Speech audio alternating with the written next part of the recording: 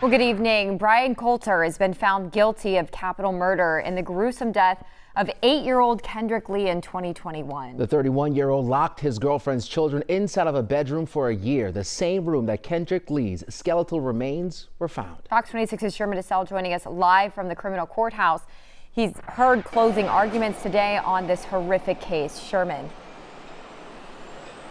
Yeah, it only took a few days of testimony before Judge Kelly Johnson gave the verdict of life in prison without parole for Brian Coulter. She gave an impactful statement after her sentencing. She said that this is some of the worst facts, the most horrific facts she's heard in her 24 years of being on the bench. Brian Coulter stood with little to no emotion on his face as she gave the sentence, no reaction to it.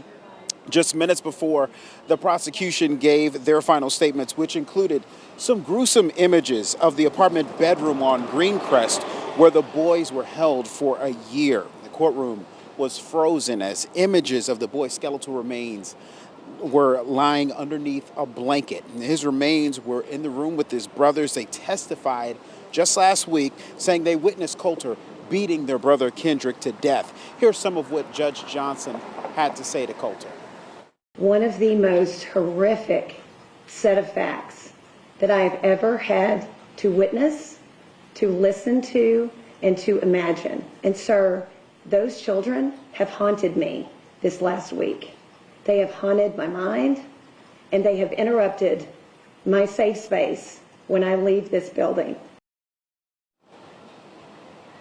She also said that she hopes that Brian Coulter will be haunted by the children just as she was haunted by them. Now, the criminal trial for the co-defendant in this case, Gloria Williams, the mother of the boys, that will be happening pretty soon. But coming up at 6, we're going to hear from the prosecutors in this case. They gave their statements after the verdict was given. The defense declined to speak to the press afterwards. Reporting from downtown, Sherman Desselle, Fox 26 News. Hear a judge deliver those words. Let's just think about what she witnessed in that case.